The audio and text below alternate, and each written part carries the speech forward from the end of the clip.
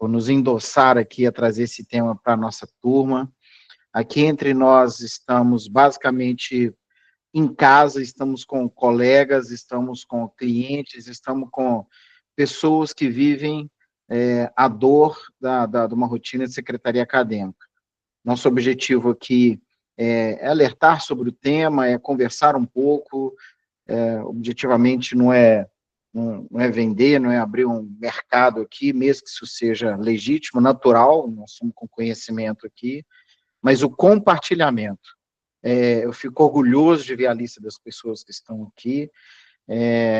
Eu fui diretor acadêmico de uma instituição de ensino, e quando eu saía para trabalhar de manhã, minha esposa perguntava assim para mim, e aí, como é que vai ser seu dia? O que você tem para hoje? E eu falei com ela que trabalhar numa secretaria acadêmica é igual ao plantão médico. O médico, ele chega para o plantão médico, não tem nada agendado. Aí ele chega tranquilo, na hora que ele bate o ponto, começa, né? É um tiroteio atrás do outro, é um pepino atrás do outro, é um estresse atrás do outro.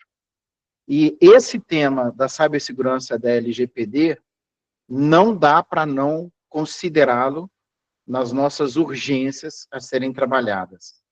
Quando eu pensei nos reunir para conversar aqui, formalizar esse evento, eu até produzi um pequeno material aqui que eu vou deixar para os colegas, é que também serve, muitas vezes, assim, tem assuntos que eles ficam flutuando, né, no ambiente da secretaria acadêmica, e aí quando tem um tema desse condensado, serve também para o profissional da secretaria acadêmica pegar aquele assunto, às vezes levar lá para o diretor, levar lá para uma decisão colegiada e falar, gente, olha aqui o que está acontecendo.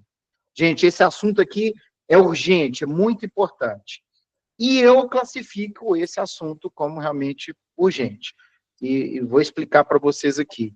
Tive, no mês passado, na reunião do MEC, onde o MEC, junto com a SERES, chamou os PIs de cada instituição para falar sobre acervo, para falar sobre documento, para falar sobre informação. E eu fiquei muito assustado com o que eu vi lá, porque eu vi um MEC que está muito preocupado com as bases de dados de informação que estão no mercado acadêmico brasileiro. Eu vi um MEC assustado por ter encontrado ainda um cenário de devastação pós-pandemia, com muitas instituições tendo dificuldades, fechando, e essas instituições, então, ao ter suas dificuldades, elas estão abandonando os seus dados, as suas informações. Os números são alarmantes, tem muitas instituições sem o menor controle documental, para um documento, para uma base documental que é perpétua, e uma das frases que eu vi da turma que estava lá na frente era: o MEC também está recebendo muitas ações judiciais, em função de ser o responsável maior por gestão documental, por gestão da informação que está dentro das instituições de ensino. E aí o MEC falou assim, como nós estamos sendo também alvos de muitas ações judiciais, nós estamos apertando o cerco com as instituições de ensino. Então, é assim que as coisas funcionam, né? Aperta para o MEC vai atrás e fala, e se virem, e põe seus prazos e tudo mais.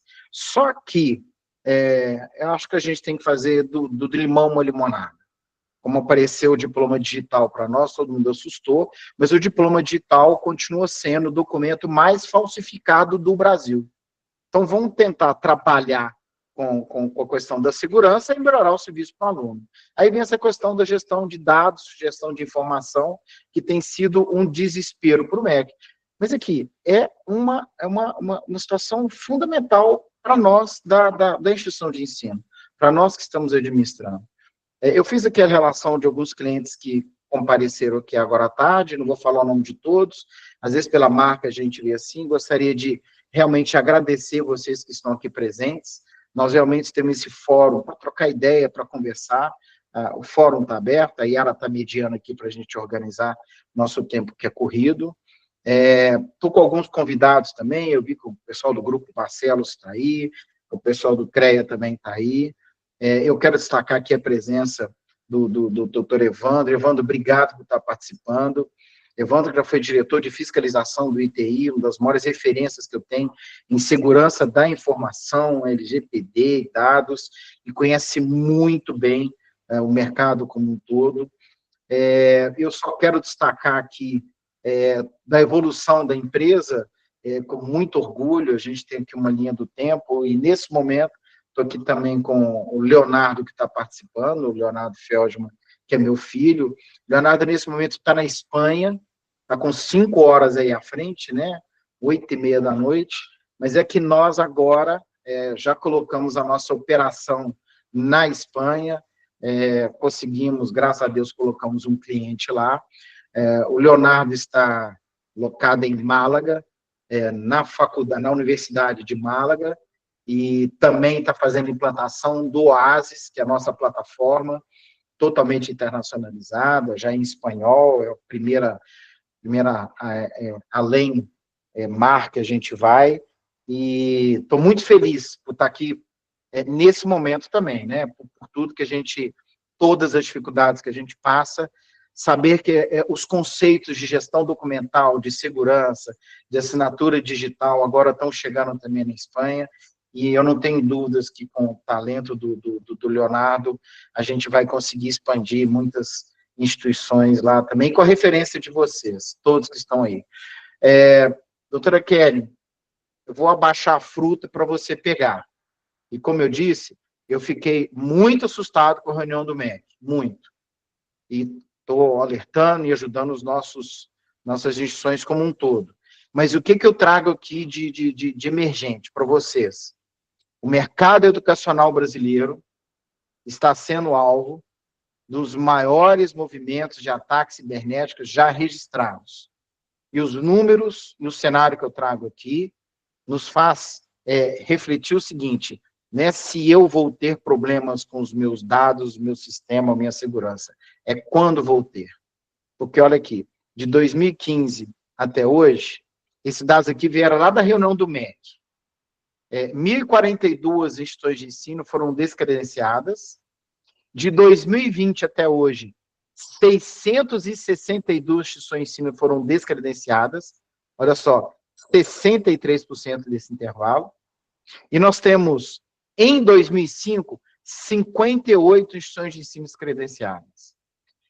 O alerta que o MEC fez lá é que essas instituições estão deixando a Deus dará a gestão de dados, de informação, de segurança, incrivelmente valiosa nessas situações. Eles tiveram 103 instituições que não localizaram o acervo acadêmico. Nós estamos falando de 78 mil estudantes, sem nenhuma referência de prontuário, de dados, de informações, e 882 instituições de ensino não informaram, inclusive, ao MEC, a situação do acervo deles junto ao MEC. Então, isso está gerando também, na gestão do MEC, uma insegurança muito grande de como que as instituições estão cuidando dos seus dados. Isso realmente alarma. E por que esse tema veio parar aqui agora? Que nos últimos 3 anos houve um aumento significativo de ataque cibernético no setor educacional no Brasil.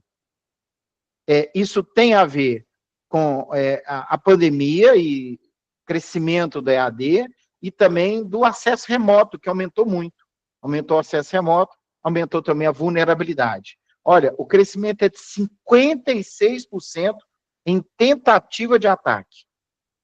Há um aumento de 75% só no mercado educacional.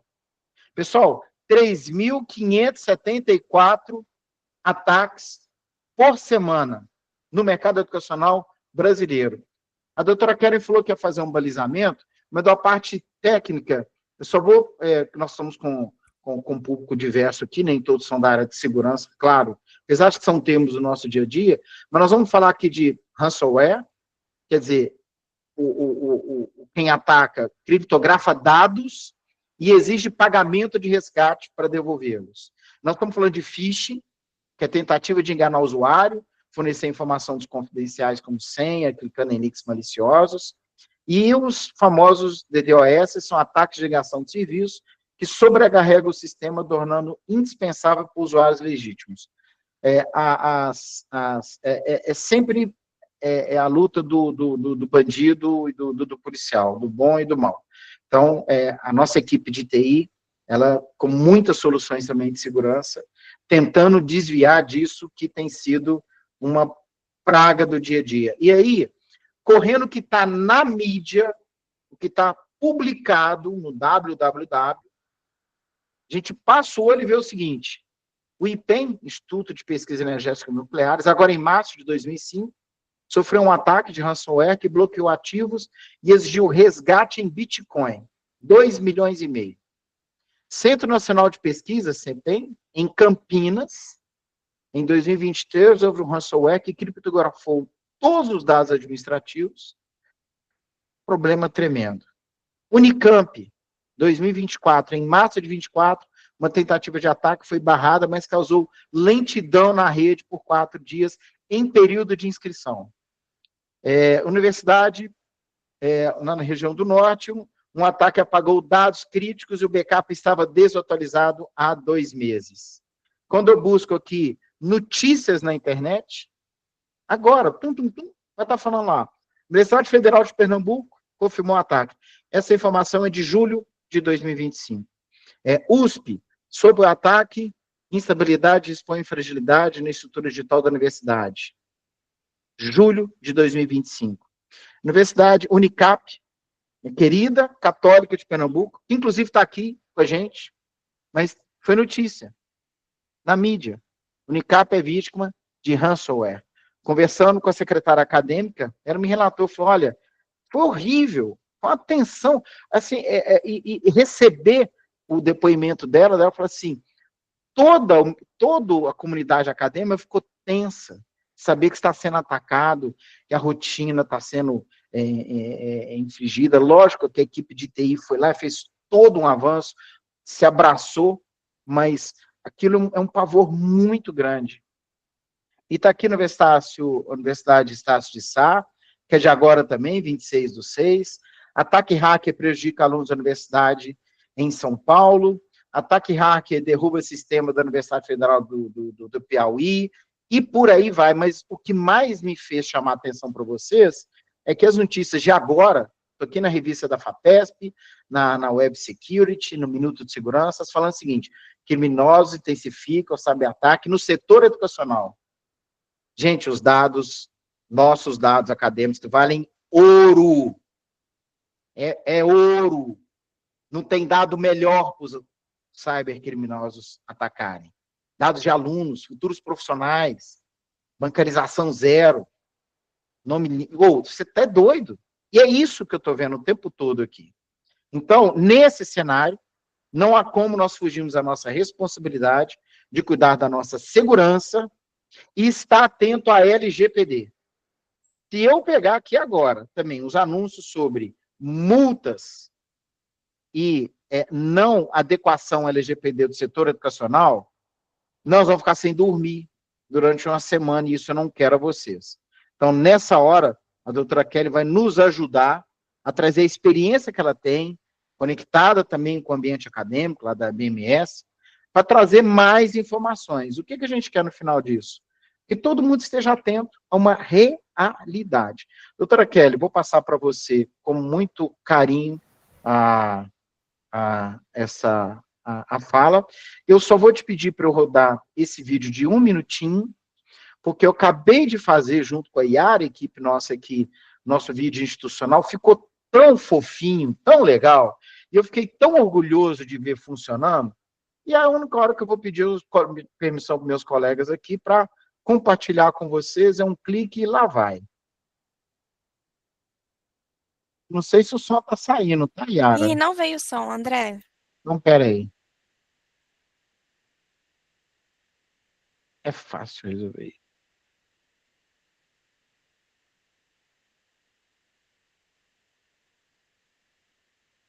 Se não me engano, você tem que mudar o modo de compartilhamento de tela para que você possa incluir o áudio da janela.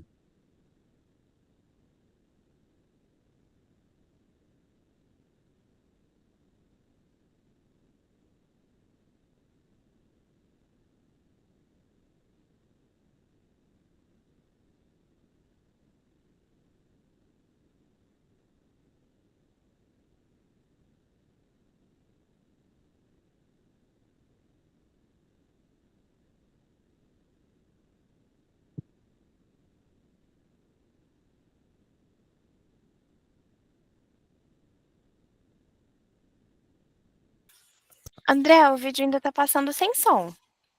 Oi? O vídeo ele passou sem som. Então, fica com... A gente envia o link, pessoal, caso alguém queira assistir.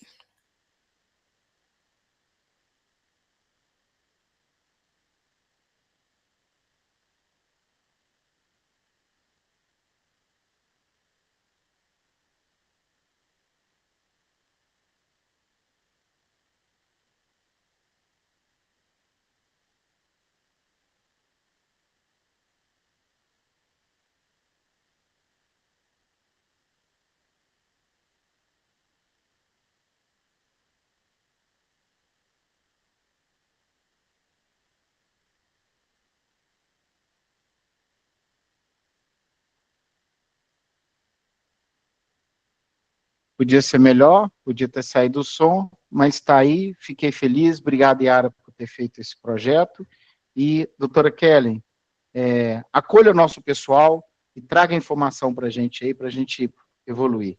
Obrigado, vamos lá, estou aqui contigo. Obrigada pela introdução, realmente você levantou uma bola só para cortar. Pessoal, muito prazer, eu sou a Kelly, eu trabalho na ZMC Advogados, nós somos um escritório especializado em direito educacional. Aqui em Brasília, a gente está bem próximo ali da ABMS, que é uma Associação Brasileira de Mantenedores de Ensino Superior, e também temos, né, boa participação ali no MEC, com ajuda, enfim. Hoje eu vou falar para vocês, então, um pouquinho sobre a LGPD. O André já levantou alguns pontos aqui que a gente vai tratar, e primeiro eu queria também falar para quem não ouviu ainda, o Bruno não vai poder participar, ele estava no evento especificamente no MEC agora, que atrasou, e aí ele não vai conseguir entrar, mas eu espero que eu possa representá-lo com louvor. Enfim, eu vou fazer uma apresentação aqui, e eu combinei com a Yara de ela me passar as perguntas. Então, se vocês tiverem dúvidas, por favor, podem mandar no chat, a Yara vai me interromper e a gente vai sanar essa dúvida no mesmo momento ali, até para que não fique uma apresentação tão chata, né? Eu vou tentar fazer com que ela seja o mais dinâmica possível. Se vocês tiverem dúvida, então, por favor, me interrompam. Vocês estão vendo minha tela? Ainda não, Kellen. Vamos ver se ela aparece. Agora Foi? Então, hoje a gente vai falar da LGPD, tão famosa LGPD que todo mundo odeia, eu sei disso, tá? Eu sei que não é pessoal. Então, vamos lá fazer aquela introduçãozinha básica, né? Do que é, do que se... Eu sou a Kellen, né? Sou advogada, sou fundadora de uma empresa de consultoria, também voltada para a segurança de dados. Tenho uma formação já consolidada, sou mestre em Direito, pós-graduada em algumas coisas, tenho algumas certificações, enfim. Se vocês quiserem, podem pegar meu contato no final. E eu achei muito interessante que o André, ele falou que os dados de vocês são a mina de ouro. Coincidentemente, isso não foi combinado, eu escrevi um artigo com esse título semana passada, falando que as IES têm uma mina de ouro nas mãos e não estão sabendo utilizar. Aqui é mais ou menos o que a gente vai passar, prometo para vocês que não vai doer, vai ser bem rápido, tá? Mas, enfim, por que a gente tem que falar da LGPD? Na verdade, a gente está falando de privacidade, e a privacidade é um direito constitucional, todos nós temos que resguardar esse direito, porque é um direito nosso, né? E isso já vem sendo tratado desde 1948. Só que ali, né, com o advento da internet, principalmente ali na União Europeia, criou-se uma cultura muito forte de tentar resguardar ainda mais essa privacidade. Aqui no Brasil a gente não tem tanto cuidado com isso, né? Você quer saber meu CPF, eu te dou meu CPF. Na Europa já não é assim. Você quer saber meu número de registro? Por que você quer saber meu número de registro? Então, assim, por conta desse movimento lá na Europa, criou-se a GDPR, que é o equivalente à nossa LGPD lá. E para firmar qualquer contrato com qualquer país da Europa, a gente tem que estar adequado, a gente tem que oferecer o mesmo nível de segurança. E por que isso faz diferença para a gente? Porque essa ação se espalhou para todos os países, então aqui eu trouxe para vocês um mapa de como está mais ou menos hoje, quem já tem adequação às leis de privacidade, quem não tem. E assim, quanto mais escuro, mais próximo ao ideal, né? E hoje a gente só consegue firmar contrato com esses países com forte adequação se a gente também estiver adequado. Então, é óbvio que a gente tem que adequar os nossos controles para a gente poder firmar contrato com empresas de fora, até porque, vamos lá, servidores estão todos fora do Brasil, a internet conecta você com a China, então a gente precisa estar preparado para lidar com esses públicos. Eu trouxe aqui uma linha do tempo, dizendo quando começou, mais ou menos ali, essa questão da privacidade, até chegar aqui na LGPD em 2018 aqui no Brasil. Ela foi sancionada em 2018, mas ela passou a viger, de fato, ali em 2020, 2021. Tá? Então, desde 2021, vocês podem ser multados ou sancionados por não estarem adequados à LGPD. E o André já trouxe mais ou menos o cenário que eu queria falar para vocês, de por que isso é importante. Vocês lembram daquela situação de escanear o olho, que teve agora recentemente, deve ter com 6 meses? Então, a empresa pagava R$600 para escanear seu olho. Negocião, né? Será que vale a pena? Aí alguém já se perguntou, para quê? Por que eles querem a sua íris? Porque isso é um dado extremamente sensível, não é nem sensível, ele é mais sensível ainda. E o André também já fez aqui um adendo sobre como estão os ataques hackers, quanto que já vazou. Recentemente a gente teve um ataque de dentro do banco, né, do Banco Central ali, em que uma pessoa que tinha credencial num terceiro conseguiu desviar mais de 300 milhões, enfim, acho que foi mais ou menos isso. Enfim, eu trouxe aqui mais alguns dados para vocês.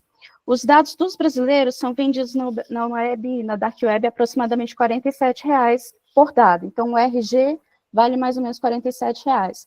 Aí, olha a diferença lá da Austrália ou da França, que eu mencionei para vocês que eles têm um cuidado maior com seus dados. Um dado de uma pessoa de lá vale em torno de R$1.740. Aqui eu trouxe mais uma informação. Quase 460 brasileiros têm seus dados vazados a cada minuto. Então, vamos lá. Quem aqui já recebeu ligação de São Paulo, tentativa de golpe, sei lá, uma mensagem dos Correios pedindo para liberar um item que você tinha comprado, por acaso, na Shopee, e ele estava travado ali na alfândega? Todo mundo, né? Como que eles conseguiram essas informações? Do nada? Essa informação chegou para eles assim, caiu do céu? Não, né, gente? A gente mesmo entregou essas informações de graça para o bandido, tá? Vamos pensar aqui. Quantos de vocês dão um CPF lá na farmácia para ter desconto? Finalizem para mim. Todo mundo? Por que eles querem seu CPF, gente? É para te dar desconto porque eles são bonzinhos? Não, né? Eu não sei se vocês sabem, mas a indústria farmacêutica, ela sabe mais da sua vida de saúde do que você mesmo. A indústria farmacêutica sabe quando você teve a sua última infecção urinária, quando você menstruou a última vez, quantas vezes você faz sexo por semana, se você teve filho recentemente ou há quanto tempo. Eles têm dados de mais de 15 anos guardados em uma análise de dados que vai definir mais ou menos como que a indústria farmacêutica vai trabalhar a nossa saúde. E por que isso é importante? Para a gente fazer analogia aqui para o educacional. Vocês já pensaram na quantidade de informações que a gente tem ali no nosso dia a dia, na nossa secretaria acadêmica? Eu trouxe aqui um videozinho também.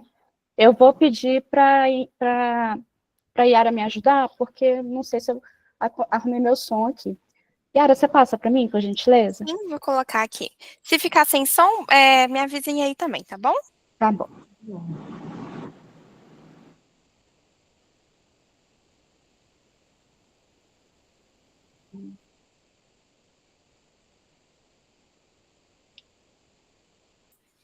Aí que isso, eu ia falar que você ia ter que fechar a sua. Tá sem som. Ixi, gente. Léo, você lembra como que fazia para compartilhar com som? Sim, tô olhando aqui agora. Você tem que Deixa eu te mandar o compartilhar. link e você compartilha aí? Claro. Vou mandar o link pro Léo, então, gente, que ele Confusão, tá né, gente? mais por dentro do que eu. Mas vocês vão gostar desse, tá, gente? Na verdade, verdade. é um trechinho. Oi? Sem problema, só me em casa aqui, tá tranquilo. Então, tá bom. Te mandei aí, Léo. Gostei da figurinha. Já tô providenciando aqui, tá? Ixi, deixa eu parar a minha aqui. Parei. Pronto, estão vendo minha tela? Foi.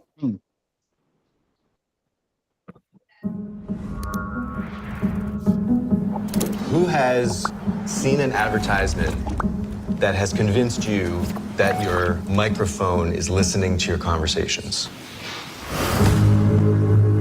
All of your interactions, your credit card swipes, web searches, locations, likes, they're all collected in real time into a $1 trillion a year industry. The real game changer was Cambridge Analytica. They've worked for the Trump campaign and for the Brexit campaign. They started using information warfare. Cambridge Analytica claimed to have 5,000 data points on every American voter.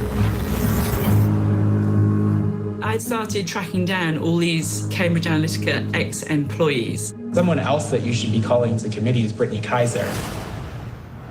Brittany Kaiser, once a key player inside Cambridge Analytica, casting herself as a whistleblower. The reason why Google and Facebook are the most powerful companies in the world is because last year data surpassed oil in value. Data is the most valuable asset on Earth. We targeted those whose minds we thought we could change until they saw the world the way we wanted them to. I do know that Their targeting tool was considered a weapon. There is a possibility that the American public had been experimented on. This is becoming a criminal matter. When people see the extent of the surveillance, I think they're going to be shocked. And I still fear for your life. Yeah, With the powerful people that are involved. but I can't keep quiet just because it'll make powerful people mad. Data rights should be considered just fundamental rights. This is about the integrity of our democracy. These platforms which were created to connect us have now been weaponized. It's impossible to know what is what, because nothing is what it seems. Obrigada, Léo. Vou voltar aqui, tá? Então, gente, vocês se assustaram com isso? Eu não sei se vocês sabem, mas o Facebook foi responsável por mudar o direcionamento das eleições americanas, né? Então, esse é um filme, é um documentário extremamente interessante. No final da apresentação, vou passar para vocês o nome. E ele nos faz pensar em algumas coisas. Nós estamos vivendo um Big Brother, não o da Globo, de 1984, de George Orwell, né? Então, a gente está vivendo um Big Brother efetivo, como no livro. Quantos de vocês têm Alexa em casa? Quantos de vocês têm Smart TV? Quantos de vocês têm geladeira digital? Quantos de vocês têm aquele aparelhinho pirata que transforma a nossa TV num Smart? Quantos de vocês já prestaram atenção numa luzinha que fica verde do lado do seu celular e do nada, assim, você não sabe para que é aquela luzinha? Vocês já prestaram atenção nisso? Vocês sabem o que é aquela luzinha? Essas grandes empresas, elas estão minerando dados, então elas estão pegando informações no ar, literalmente, e elas estão transformando isso em análises. Elas estão traçando o perfil de cada um de nós. Então, se eu for pedir uma pizza, por exemplo, o iFood já vai me direcionar para a pizzaria que eu mais gosto. Então, se eu falar, por exemplo, que eu quero comprar um tênis, só falar. De repente, meu Instagram começa a pipocar mensagens de tênis para mim. Vocês já prestaram atenção nisso? Eles estão adivinhando seu pensamento? Não, eles estão te ouvindo. Por quê? Porque a gente vive, de fato, um Big Brother, né? Então, quando a gente fala que vocês têm ouro nas mãos dentro das suas IES, é fato, gente. Hoje, a informação vale mais que petróleo. Então, como que a gente vai cuidar dessa informação, né? Esse é um cuidado que a gente vai ter que ter. E aí vem a LGPD. A LGPD fala de todas as informações? Não, a LGPD está falando dos dados pessoais, tá? E ela vai tratar desde ali de a coleta. Então, no momento que um aluno chega na sua instituição e ele começa a fazer algumas informações ali no chat para tentar fazer vestibular, enfim, nessa coleta até a eliminação que vai ser dali a 100 anos, porque você tem que guardar isso, né? E a gente tem que trabalhar tudo isso com princípios de segurança da informação. Então, tudo que o André nos falou no começo é meio que um conjunto, tá? A LGPD, ela está contida na segurança da informação, ela é um pedacinho pequenininho, mas vocês vão ver o tanto que esse pedacinho pequenininho é denso e importante. Tá? Doutora Kelly. Oi? Posso fazer só uma provocação aqui com a nossa turma? Claro. Mostrar para a situação.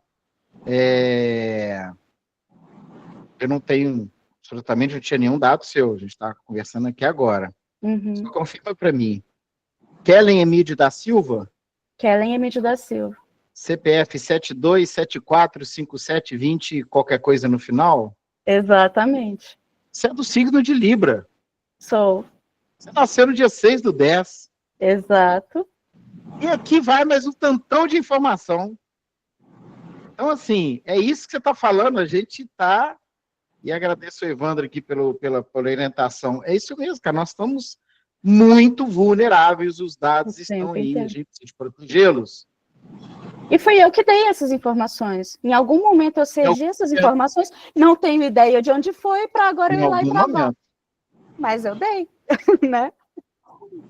Mas, assim, eu vou voltar aqui para a André, que senão eu vou perder o raciocínio agora, para poder falar para o pessoal do porquê que a LGPD não é uma função do jurídico.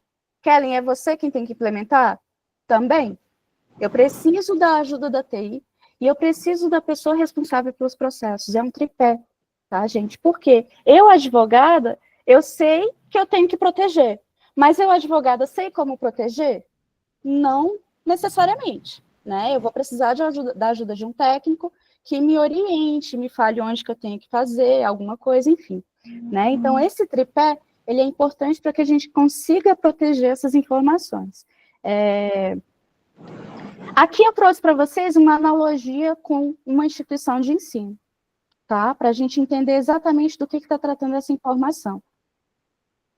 Sim, eu vou disponibilizar para vocês. Então, vamos lá. Quem é que manda na instituição? A reitoria, a direção, enfim, né? Mas qual é o cerne, qual é o coração da instituição de ensino? Onde é que está o que faz o negócio acontecer?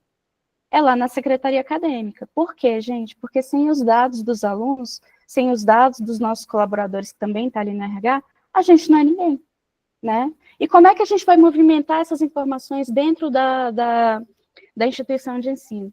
Com a ajuda da TI. E com a ajuda de cada gestor de cada área. Por quê? Eu, sendo da contabilidade, eu sei o que acontece lá no marketing? Não, né?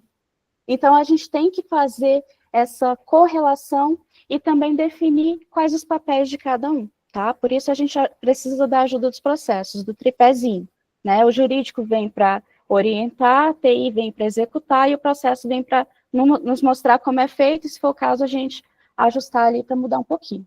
Nessa estrutura aqui... Mais uma vez, parabéns pela essa representação, né? A gente vai te ouvindo, vai vendo, vai sentindo. Só vou fazer uma observação, meus colegas de TI aqui também acredito, vão concordar comigo. O item em segurança física e lógica, o desenho está errado, doutora. Por quê? Tem que você colocar no toba desse desenho aí, ó. No bracinho, não, ó. Desculpa o português aqui, mas... Isso, adorei. No começo do cara ali, cara, é ali que a gente leva ferro. Isso é segurança física e lógica. Não. Fato. Quase Fato. bom. Realmente a culpa é da TI. Concordo com você. Deixa eu falar assim, mais rasgado, você tem chance. Não, é verdade. Realmente a culpa de tudo é da TI, né? De qualquer coisa que aconteça na IES, a culpa é da TI. Eu concordo com você. Né, gente? Mas aqui, eu coloquei a TI num papel muito melhor que o seu. Eu coloquei ela ali nas veias e artérias. É ela quem faz a informação circular, né? E a segurança, ela realmente é um bracinho ali da TI. E essa segurança, ela realmente está no lugar errado. Eu vou concordar com você, viu, André? Gente, obrigado, desculpa, mas é importante falar isso. Tive uma reunião com o Anderson Peixoto há pouco tempo, o responsável pela segurança, um baita de um profissional, me ajudou, me deu aula, responsável pela segurança da FUMEC, um cliente nosso, e ele falou assim, André, os nossos alunos, eles têm por desafio, no dia a dia, tentar entrar na nossa rede, os nossos alunos. Parece que, assim, está dentro do dia a dia, é uma loucura que a gente vira. E desde essa reunião com o Anderson, que eu fiquei nessa situação, de dentro de casa, a gente está sendo também atacado e testado, seja lá o nome que tiver que dar isso, não é mesmo, doutor Anderson? Continue aí, Kelly. Então, eu faço uma analogia de que, para a gente entender a segurança da informação, vai ser mais ou menos igual o cinto de segurança de carro. Eu sou um pouquinho mais velha que a Yara, e aí, quando eu era criança, eu andava no carro lá atrás, não era nem no banco de trás, era no porta-mala, solta, né? E aí veio uma legislação que obrigou as pessoas a colocarem cinto, senão seriam multadas. E depois, hoje em dia, a gente já entra no carro e automaticamente a gente coloca esse cinto. Mas isso aconteceu de um dia para o outro? Não. Isso foi um aculturamento que foi sendo feito aos poucos, até que a gente entendeu a importância do cinto de segurança. Para mim, a gente consegue fazer essa analogia também aqui com o LGPD e segurança da informação. A gente não vai aprender assim de um dia para o outro, né? A gente primeiro vai precisar dar com a cara na porta, errar algumas vezes, até que a gente entenda essa importância, tá? E eu espero que esses alunos, eles comecem também a ser aculturados. Eu tenho falado para as IES que é necessário que a gente ensine segurança da informação, né? O mais próximo possível ali na sala de aula, tanto para os nossos funcionários, quanto para os nossos alunos, quanto para a comunidade. Porque as IES, elas têm um diferencial que eu acho que é importantíssimo, porque eles não atendem só o fornecedor, o cliente e o colaborador interno. Eles também atendem a comunidade, através das clínicas e escolas. Então, a gente tem ali os alunos da medicina que atendem pacientes em hospitais, a gente tem alunos da NPJ que estão atendendo assistidos ali no tribunal. Então, assim, vêm pessoas de fora, alheias à instituição, e elas também entram com dados pessoais aqui dentro da instituição. A gente tem que ter esse cuidado também com esse pedacinho ali dentro dos cursos, né? Eu trouxe aqui os objetivos da LGPD, isso aqui está na lei. A gente tem direito à privacidade, a gente tem que ter regras para tratar essas informações e a gente tem que ter dinheiro para poder tratar essas informações com segurança da informação. Não adianta nada você saber o que fazer, saber como fazer, mas não ter dinheiro para investir nisso, tá? Para a gente falar de LGPD, a gente tem 10 princípios, são 9 princípios, não lembro de cabeça, mas a gente precisa se adequar a 4, o tempo inteiro. Finalidade, necessidade, adequação. Esses aqui são facinhos de decorar. Finalidade, por que você está coletando essa informação? Necessidade, para quê? E adequação, eu preciso saber disso? Vou dar um exemplo prático aqui, lá na Secretaria Acadêmica. Sou aluna e quero me matricular na IES. Chego na Secretaria Acadêmica, eles me perguntam, me dão um formulário ali gigantesco para eu preencher, e perguntam o nome da minha avó e do meu cachorro, né? Além dos dados necessários ali para o MEC. Então, qual é a finalidade? Me matricular. Qual é a necessidade? Eles precisam saber o nome da minha avó e do meu cachorro? Não. A necessidade é somente aquilo que a lei exige, tá? E adequação? A gente vai adequar essas informações ao mínimo necessário.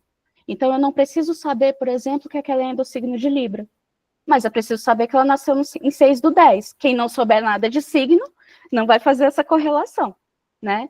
Para a gente se adequar a esses 3 princípios, a gente precisa ter segurança da informação. Vocês estão vendo que um está dentro do outro? Eu não consigo falar de LGPD se eu não tiver segurança da informação? Então, é mais ou menos por aí. Nessa adequação também, a gente precisa saber quem precisa saber daquela informação. Então, vamos lá. Na Secretaria Acadêmica, a gente tem ali o coração da instituição. Uma pessoa que trabalha no marketing, ela precisa saber, por exemplo, o número do CPF mesmo do aluno? No marketing? Não, provavelmente não, né, gente? Então, assim, a gente vai limitar as informações a quem de direito. Então, quem é da Secretaria Acadêmica vai ter um número X de informações pessoais. Quem é lá do marketing vai ter um número Y, tá? E a gente precisa fazer essa correlação através do mapeamento de dados. Vou explicar mais para frente ali para vocês. Se tiver muito denso, vocês me falam que eu paro. Aí vamos voltar um pouquinho. Kellen, você está falando de dado pessoal. Que danado é... Como é que eu vou diferenciar dado de dado pessoal? O que é isso? Vamos lá. Se eu perguntar para vocês quantos computadores tem na instituição de vocês, isso é o quê? Isso é informação, isso é um dado. Eu tenho 3.000 computadores, um dado, ok? Mas se eu perguntar, por exemplo, um dado pessoal, Yara, qual é o seu nome completo? Isso é um dado pessoal, tá? Eu estou perguntando uma coisa que pode identificar a Yara.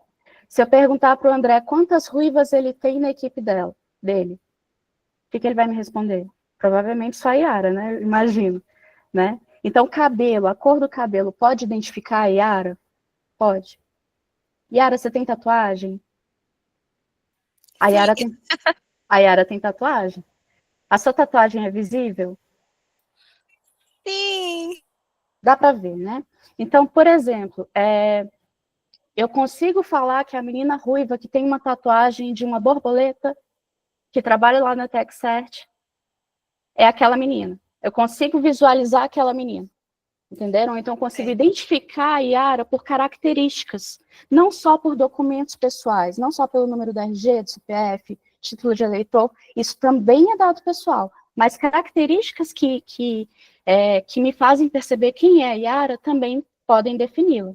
E aí entra um ponto importante para vocês da IES, imagem e voz. Tá? Porque nas videoaulas, nas aulas remotas, nas apresentações, a gente tem a visualização de dados pessoais que caracterizam a pessoa. Imagem e voz, beleza? Tá, Kellen, e o que é dado pessoal sensível? Eu tenho aqui a quantidade de computadores, é um dado. Eu tenho a menina ruiva da TechCert, é um dado pessoal. E agora eu quero saber, por exemplo, deixa eu pensar aqui, Yara, você tem religião? Não. Não, que bom. Não, que bom não, né? Mas assim, algumas coisas, algumas informações podem constranger a pessoa. A lei tem um rol taxativo para dizer quais são esses dados que podem constranger as pessoas, tá? Eu trouxe aqui para vocês. Então, qualquer coisa que possa constranger um aluno, um colaborador, um fornecedor. Então, se eu falar, por exemplo, que aquela pessoa da Umbanda, isso é tem um caráter pejorativo na nossa sociedade, vocês concordam? Então, é uma convicção religiosa. Origem racial ou étnica, o indígena que tem aula de filosofia, ou o negro que está na aula de sociologia. Então, isso aqui pode constranger, tá? Então, qualquer informação que possa constranger, seja ela de origem racial ou étnica, convicção religiosa, opinião política, vida sexual, saúde, dados biométricos ou genéticos, ou filiação a sindicato, isso aqui é um rol taxativo. Isso aqui vai ser dado sensível. Kellen, mas isso é difícil de decorar. Então, decora assim, ó, dado qualquer informação, dado pessoal, o que possa te identificar, e dado pessoal sensível, qualquer dado pessoal que possa te constranger. Combinado? Ficou claro, gente? E aí, vem a lei. Deixa eu voltar aqui rapidinho. Para as escolas de educação básica, já tem uma resolução da NPD que diz que imagem de criança é dado pessoal sensível, tá? Não está no rol inicial da lei, mas tem uma resolução posterior que diz que dados de crianças e adolescentes são sensíveis, beleza? Mas vem a lei para ajudar a gente, cria os dados pessoais super sensíveis. E por que isso aqui é importante? Para as IES que tenham cursos de saúde, tá? Então, se a gente tem IES que tratam dados de saúde de pacientes, ou até mesmo de colaboradores ali no RH, a gente tem que ter um cuidado maior quando se tratar de 5 doenças. Aí lembra dos 5 dedinhos, tá? HIV, tuberculose, hanseníase, hepatite B, hepatite C. Beleza? Então, dado qualquer informação, dado pessoal, qualquer coisa que possa identificar, dado pessoal sensível, qualquer informação pessoal que possa constranger, e dado pessoal super sensível, 5 doenças. Beleza? Para a gente tratar essas informações, vocês lembram que eu falei lá da coleta, até o armazenamento das informações? Eu só posso fazer isso com consentimento da pessoa? É o ideal, né? Kellen, posso usar seus dados? Pode, então. Você vai usar os dados utilizando aqueles princípios, finalidade, necessidade, adequação, vai resguardá-los com a segurança da informação, mas você também pode usar outras bases legais. O que é isso? A lei diz que para determinadas coisas eu posso pegar os seus dados pessoais, mesmo que você não queira me entregar, tá? Então, para cumprimento de uma obrigação legal regulatória, execução de políticas públicas, realização de estudos por órgãos de pesquisa, isso aqui É só lembrar do IBGE, que eles vêm aqui na sua casa, perguntam um monte de coisa que você tem que falar. Execução de contrato, exercício regular de direitos em processos judiciais e administrativos, proteção da vida, tutela da saúde, interesses legítimos do controlador ou proteção ao crédito. Então, aquele aluno não quer me pagar, vou colocar ele na SPC. Posso? Pode. A gente tem base legal para isso. Kellen, mas então eu vou usar o interesse legítimo da instituição para coletar todos os dados que eu quiser. Posso? Não. Por que não? Porque eu só posso coletar dados para interesse legítimo se esses dados não forem sensíveis, tá? E mesmo assim eu preciso preencher uma série de requisitos que me legitimem a utilizar essas informações, tá bom? Esse aqui, ele traz algumas dúvidas, ele é um pouquinho denso, não sei se vocês querem que eu aprofunde hoje, ou se a gente marca uma outra, mas ele é um pouquinho mais complicado. Mas é importante que vocês saibam que quando o aluno assina aquele contrato de matrícula, ele está dando o seu consentimento, e a partir dali a gente começa a cumprir uma obrigação legal ou regulatória junto ao MEC, tá? E a gente vai executar um contrato. Então, a gente tem pelo menos 3 bases legais aqui que nos protegem nessa relação para a gente utilizar os dados desse aluno. Beleza? Esses alunos, ou, na verdade, esses titulares, eles têm direito a utilizar os seus dados e eles têm direito a saber o que a gente está fazendo com essas informações. Lembra lá dos princípios? Necessidade, finalidade, adequação? Então, se eu quiser perguntar para a TechCert se o meu dado está aí na TechCert, você tem minhas informações aí, Yara? Ela vai falar que sim. Aí eu vou querer saber, tá, o que você tem de meu aí? O que você sabe de mim? Ela vai me falar. Eu vou falar, não, meu endereço está errado. Ela vai corrigir. Só que eu também posso pedir para ela eliminar essas informações. Tudo isso é feito por um canal de comunicação com o titular de dados que chama-se DSAR, tá? DSAR. Esse aluno, ele pode requerer qualquer um desses direitos lá nesse canal de comunicação. Isso pode ser até um e-mail, tá, gente? Se você tiver uma janelinha lá no seu site institucional que direcione esse titular de dados para que ele exerça esses direitos, está valendo, tá?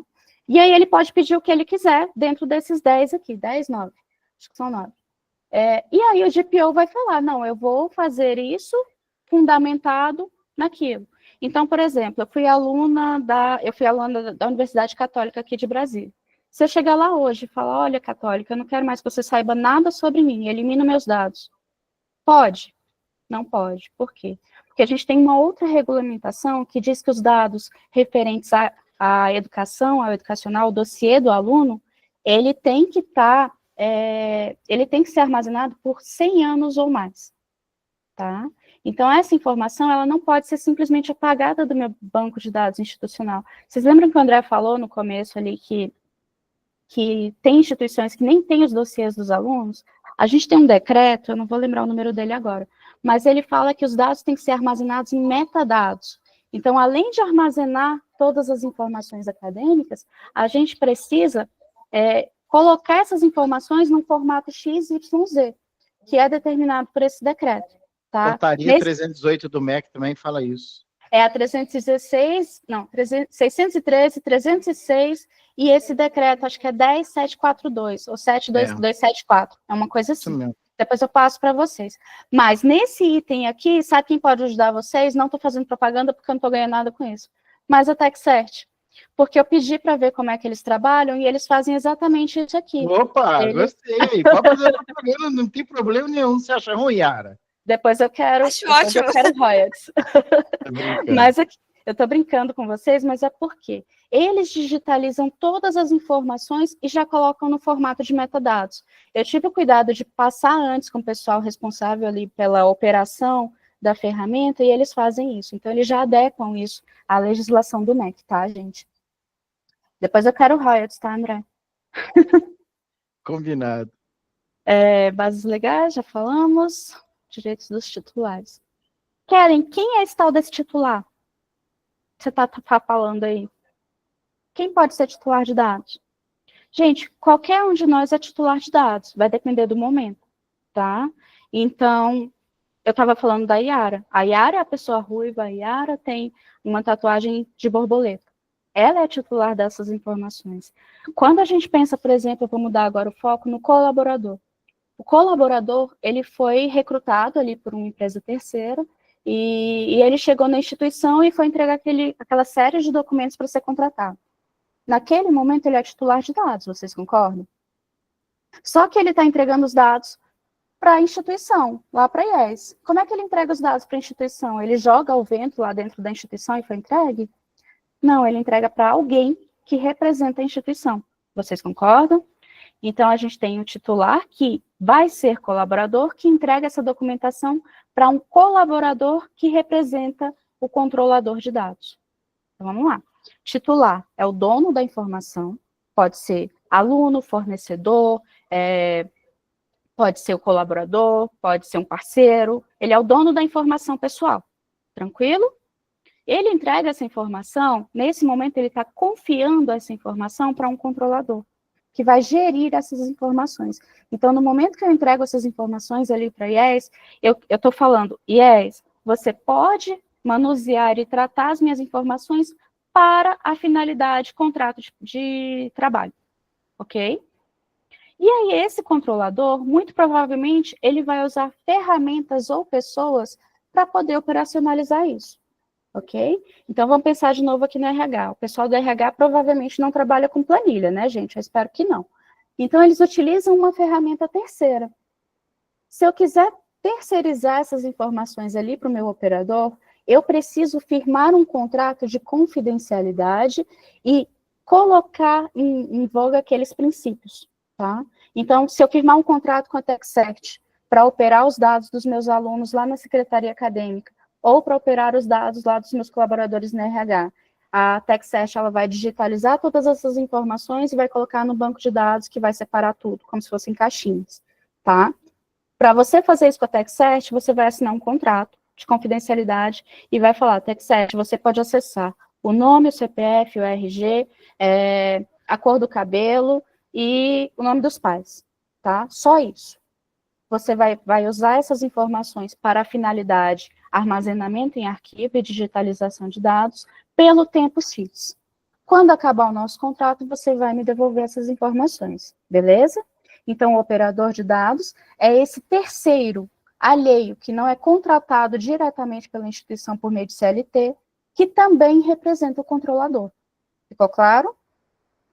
E aí, para poder gerenciar tudo isso, a gente tem a figura do DPO. Vocês já ouviram falar dessa palavra? DPO?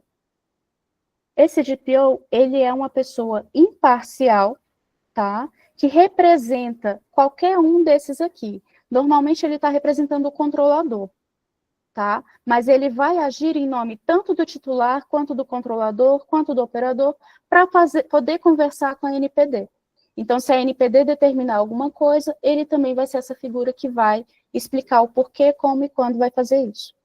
Beleza? Dúvidas? Ficou claro? Só destacando, eu estou lembrando aqui, quando implementamos a questão aqui, eu, como dono da empresa, como sócio da empresa, não podia ser DPO. Uhum. Tinha que pegar um terceiro isento exatamente por conta disso aí. Na verdade, assim, vai depender do tamanho da empresa, tá? Se for empresa de pequeno porte, pode, mas IES a gente já presume que elas não são de pequeno porte, né? Elas são pelo menos ali de médio porte. Claro. E aí, esse DPO, o ideal é que ele não tenha conflitos de interesse, porque vamos pensar, se for alguém do jurídico, essa pessoa do jurídico, ela pode falar, não, mas eu fiz isso, eu não vou me denunciar e perder meu emprego. A mesma coisa com o gerente de TI. Então, pode até ser alguém ali de cargo gerencial, mas não algum cargo gerencial diretamente ligado.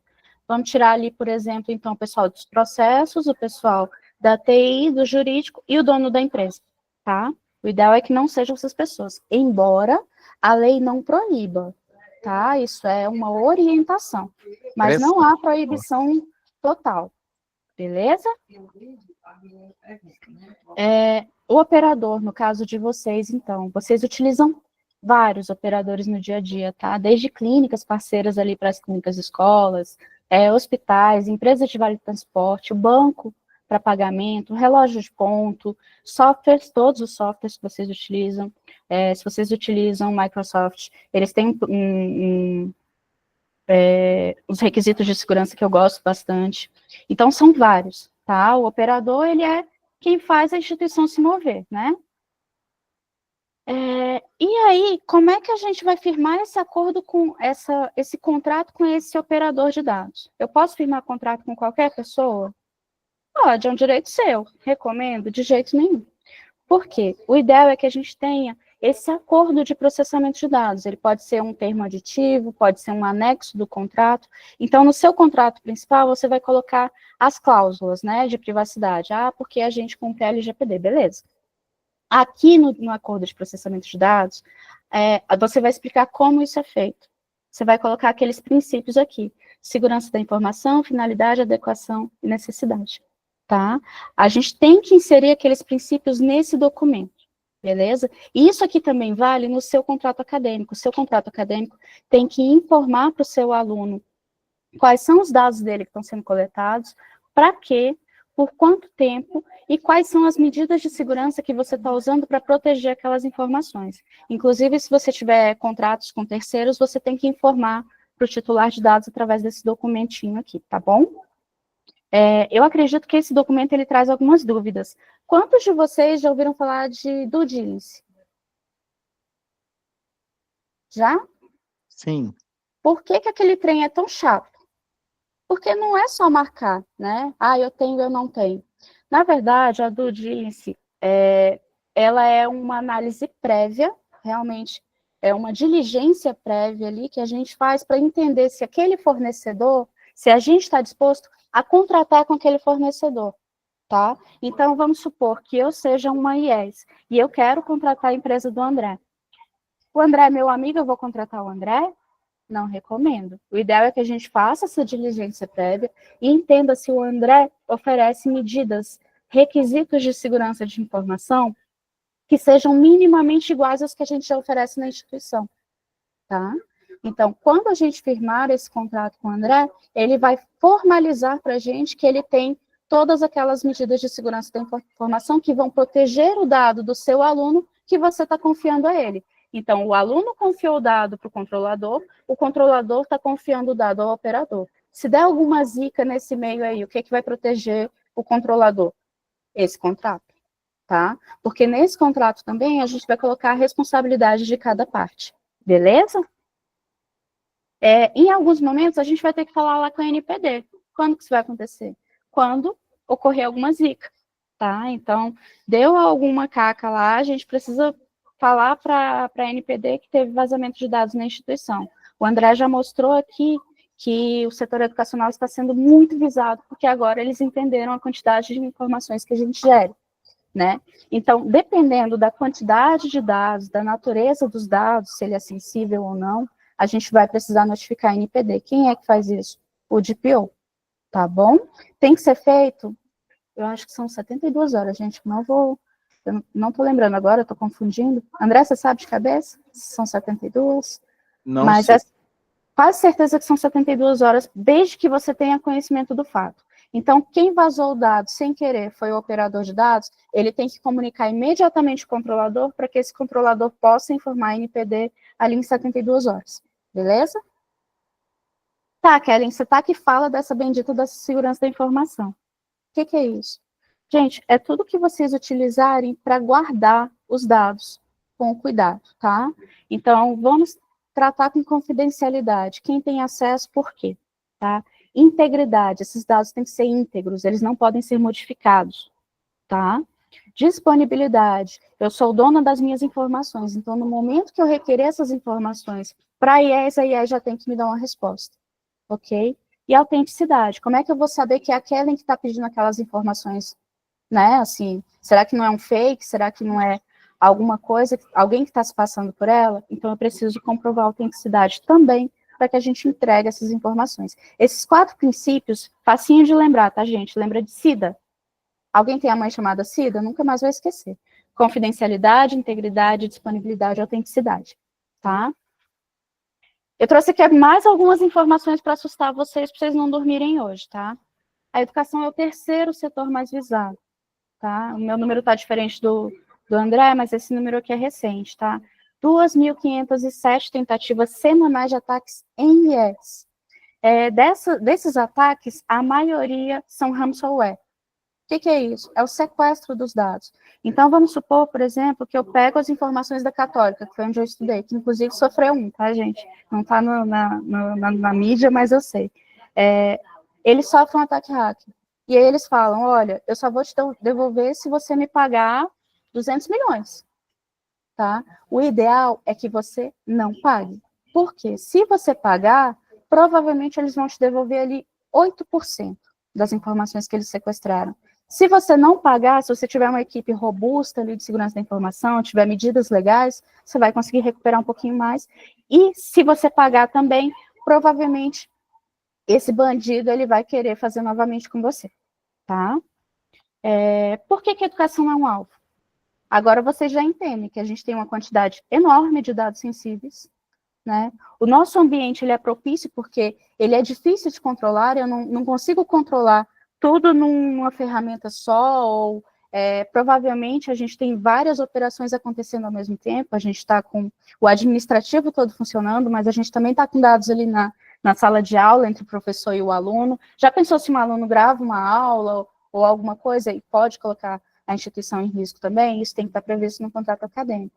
E só 20% dessas IEs, dessas instituições de ensino, tem o orçamento adequado para investir em segurança da informação. Por quê?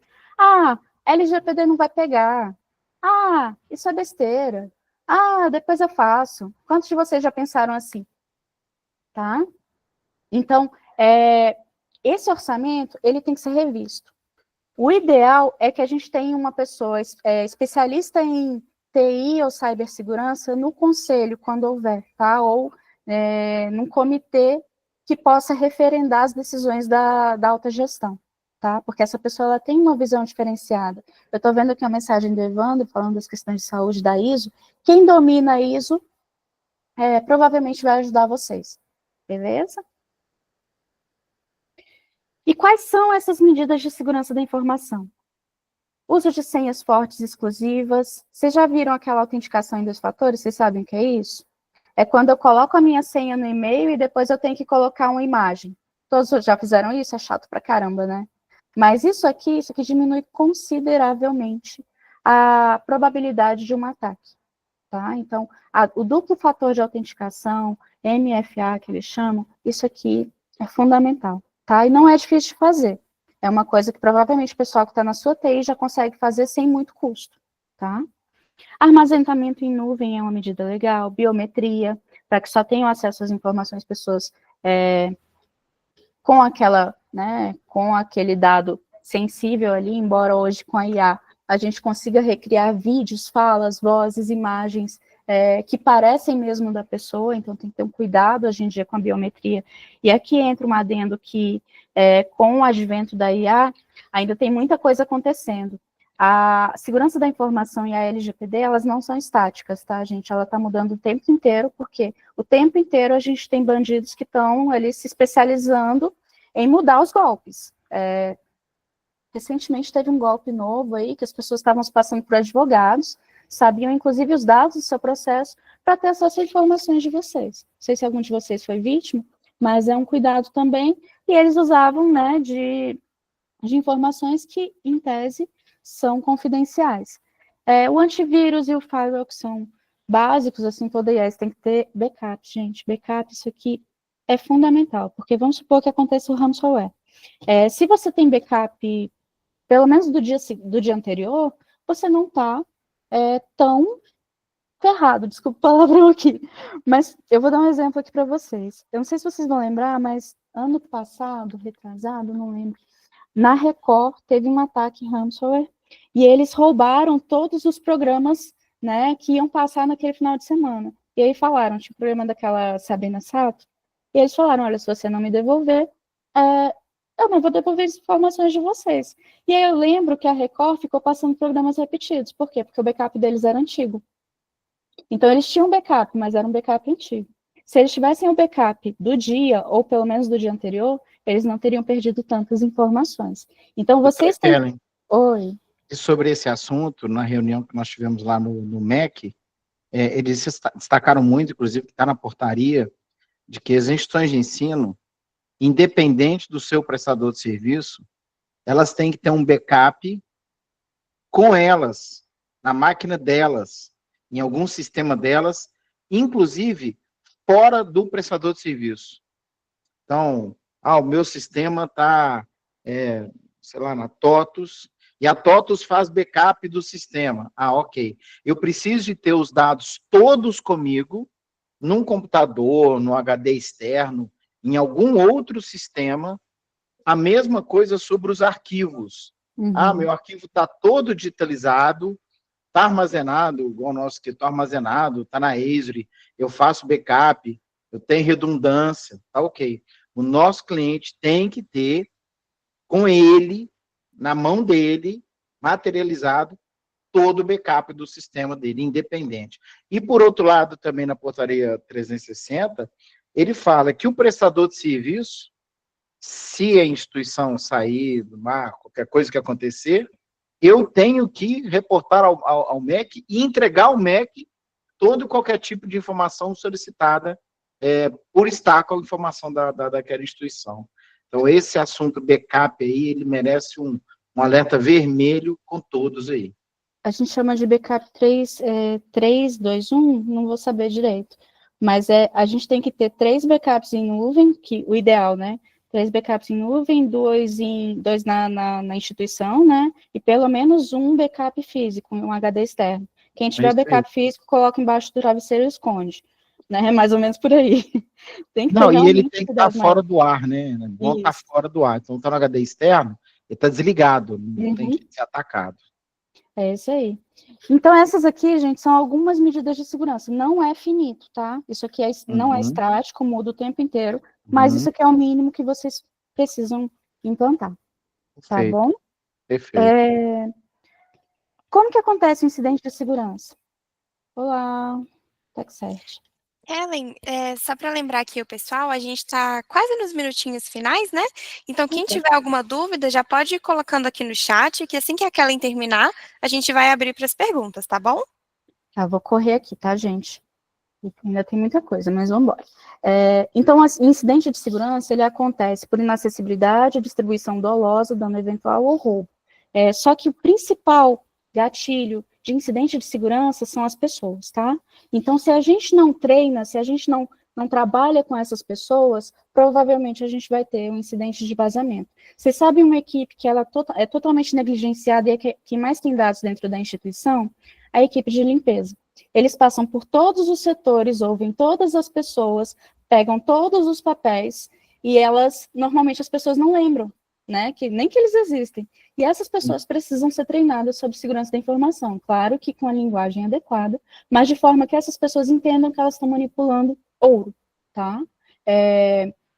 Então, assim, para a TI, a gente também precisa ter simulações, então, testes de intrusão, um SOC de monitoramento, isso aqui já são termos mais técnicos, mas precisa ter medidas que guardem essas informações ali o tempo inteiro. E esse cuidado especial com pessoas. A gente tem que treinar o pessoal para aculturar. Lembra ali do cinto de segurança? A gente está fazendo as pessoas entenderem da importância do cinto de segurança. Tá bom? Eu falei para vocês lá no começo do mapeamento de dados, que a gente passaria por cada área para entender quais são as informações que a gente está coletando. Então, lembra desse ser humaninho aqui? A gente falou do coração, da secretaria acadêmica. Só que a secretaria acadêmica é onde a gente guarda, provavelmente a gente coleta isso ali numa central, né?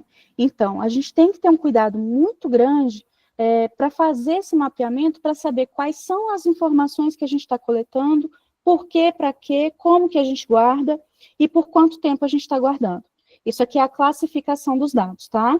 Então, quando a gente está fazendo isso, a gente tem que estar adequado a toda essa legislação aqui que eu coloquei ao lado para vocês. Tá? E aí eu já fiz a propaganda, mas vou repetir, na secretaria acadêmica, e eu acho que na RH também, a TechCert pode ajudar vocês aqui nesse ponto, porque eles já fazem isso de acordo com essa legislação, ok? Esse mapeamento de dados, ele é chatinho de fazer, o ideal é que a gente faça a gestão disso numa ferramenta específica de dados também, para a gente saber quem está manipulando o quê, por quê, tá? Ficou claro aqui? Posso passar? Nunca mais eu vou olhar para a segurança nesse mapa com os mesmos olhos, tá, André? É verdade. Então, o ciclo de vida dos dados, quando a gente está fazendo esse mapeamento, primeiro a gente tem que saber a base legal, então, onde que a gente está fundamentando aquela coleta, vai coletar os dados, vai entender a finalidade, né, como que se dá essa utilização desses dados ali, para quê, por quem, e a gente vai armazenar essas informações. Como que a gente vai armazenar? Em nuvem, em servidor físico, em papel, ainda tem gente que usa muito papel, mas hoje tem uma portaria do MEC, também não vou lembrar se é 603 ou se é 306, que fala de como essas informações têm que ser armazenadas digitalmente, em metadados. Tá? Então, o ideal é que a gente tenha isso em metadados, porque vai para a nuvem, o MEC já vai ter acesso, e qualquer coisa a gente até tem o backup do MEC ali também. Tá? Como que essas informações são compartilhadas? Com quem? Então, lembra aqui do DPA, tá? O Acordo de Processamento de Dados. A gente vai fazer a diligência prévia com todos os nossos fornecedores para saber se eles oferecem medidas de segurança equivalentes às nossas. E como que essas informações são descartadas. Então, passou o tempo de utilização daquela informação, eu vou jogar no lixo, em papel? Como que eu vou jogar as informações que estão na nuvem fora? Então, isso aqui, a gente tem que estar com tudo isso mapeado num plano de resposta de incidente de segurança da informação. Tá? A gente tem que saber o que fazer caso aconteça alguma zica. Quando a gente faz o ciclo de vida dos dados, a gestão do consentimento, a gente consegue criar mais ou menos esse mapinha aqui, tá? Então, eu vou saber, por exemplo, o seu CPF, ele está em qual grupo de dados? Eu vou saber a origem desse CPF, se ele começou ali no RH ou se ele começou lá na Secretaria Acadêmica, quem são as pessoas envolvidas no tratamento daquele CPF, quem tem acesso a esse CPF e por quê, e como que esses dados estão sendo tratados e destinados ali no final. Tá? Esse mapinha aqui, eu acho que ele é legal, que ele mostra bastante, assim, como que a gente vai fazer esse ciclo de vida, ok? E por que que a gente tem que ter tudo isso evidenciado?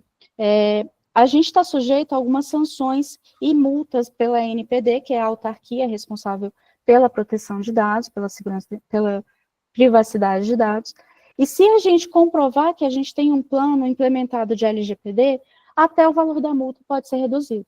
Ok? Então, só de você ter esses itens aqui, você vai conseguir reduzir a sua multa, tá? Procedimento enorme, então, políticas, a gente tem que escrever políticas, a sua política de segurança da informação tem que ser robusta, tá?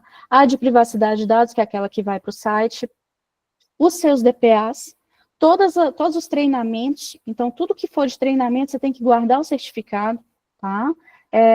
A supervisão, então, se você está fazendo checklist ali de ISO 27001 e equivalentes ali, vamos fazer esse checklist, vamos guardar, e registrar em ata quando acontecer alguma reunião de comitê que fale sobre segurança da informação em LGPD, ok? Quais são as multas? Desde a advertência até bloqueio dos dados. Por que eu coloquei bloqueio dos dados em laranja aqui? Gente, imagina se a sua instituição fica sem acesso às suas informações por uma semana. O que acontece? Vocês vão parar, vocês concordam? Em 6 meses, que é o máximo que a gente pode deixar bloqueado aqui, você vai quebrar. Por quê? Porque a sua informação é ouro. Sem a sua informação, você não consegue trabalhar. A sua instituição, sem informação, não tem razão de existir. Ok? Então, de todas as sanções, para mim, muito pior do que a multa, é esse bloqueio dos dados. Ok? Eu trouxe aqui alguns desafios e tendências da LGPD, né? Desafio à capacitação, controle interno, que a maioria das IES, elas não têm controle do que é feito, como, quando e onde, por quê, né, 5W2H, esqueci. Mas isso aqui a gente tem que ter um cuidado, são desafios, e o maior desafio hoje, que para mim está compartilhado aqui com a reputação institucional, né, a inteligência artificial. A reputação de vocês, ela é o que vende, tá? Então, se você não tem uma boa reputação, você provavelmente não vai vender, você não vai captar, né? E hoje a gente tem problema com redes sociais e com inteligência artificial.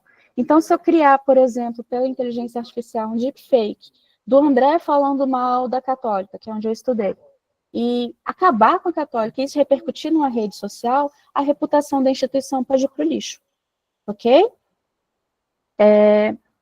Com a IA, a quantidade de ataques aumentou exponencialmente, tá? Então, eu trouxe aqui mais ou menos o que mudou, que foi a superfície de ataque. Hoje a gente consegue atacar os bandidos, no caso, né, eles conseguem atacar muito mais amplamente uma instituição de ensino, então, ele consegue simplesmente entrar no seu domínio. E se você tiver vários domínios, isso vai prejudicar ainda mais. E você vai conseguir ampliar esse ataque, a velocidade. Então, com a IA, isso aqui é uma coisa de louco, eles mudam e eles fazem novos projetos, assim, uma velocidade incrível.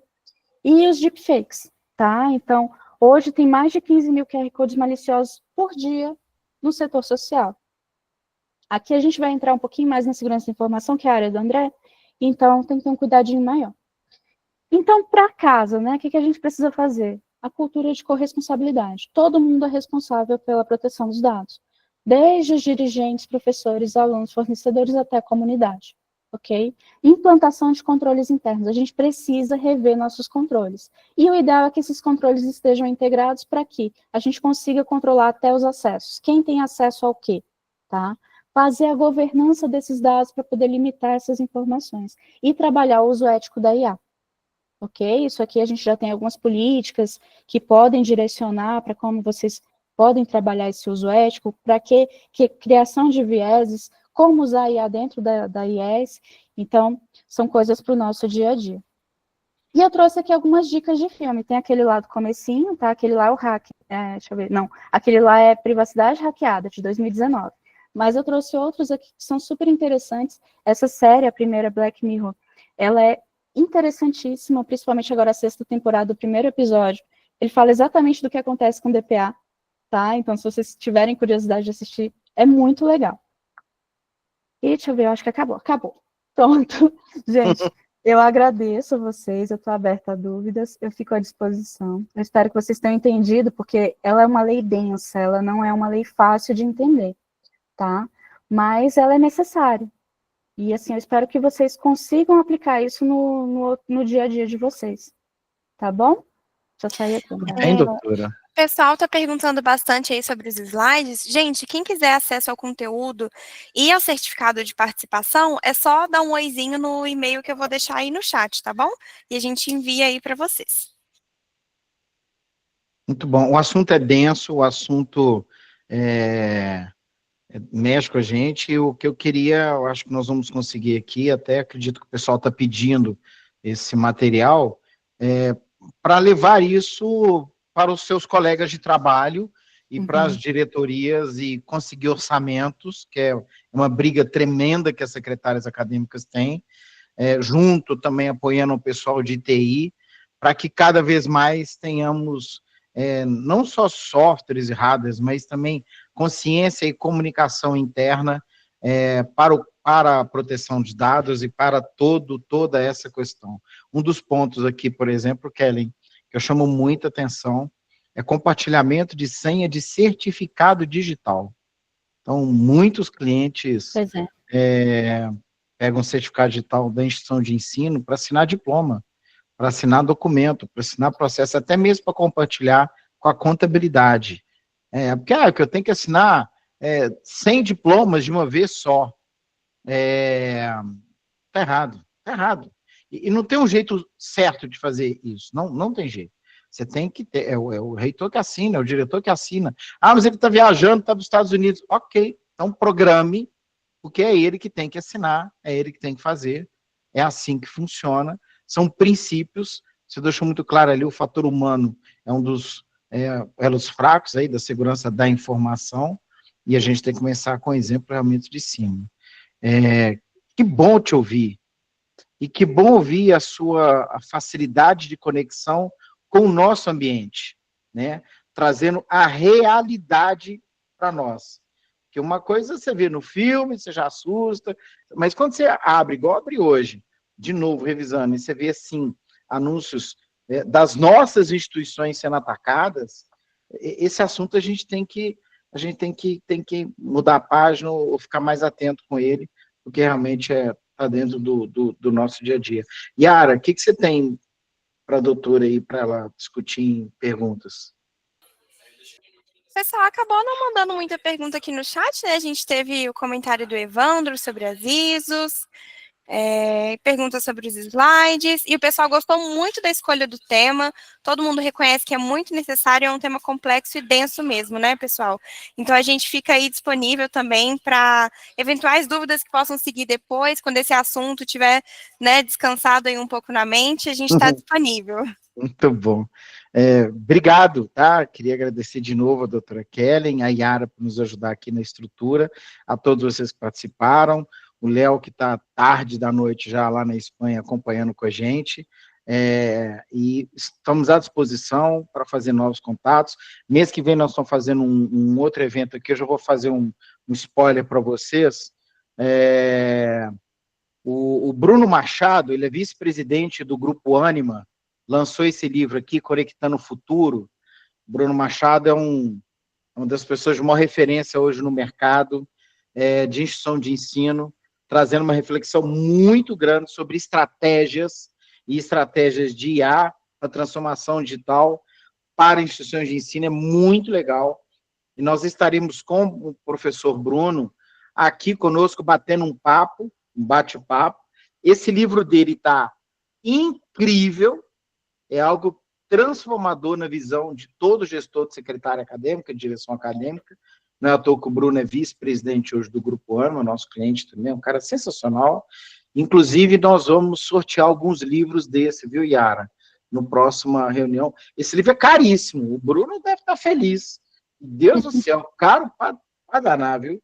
Mas merece, porque realmente é um trabalho incrível e nós vamos divulgar, tá, Yara? Com o pessoal que nós também vamos sortear alguns livros desses, com a presença do Dr. Bruno. A doutora Kelly, inclusive, vai estar convidada a participar conosco também, porque ele fala sobre segurança da informação e ele fala sobre a LGPD, nesse tema incrível. Esse livro vale a pena, gente, ó, compra aí, porque o menino é bom demais, o Bruno Machado. Enfatizar aqui que a gente tem muito comentário positivo para a Kellen, viu? O pessoal gostou muito dessa apresentação.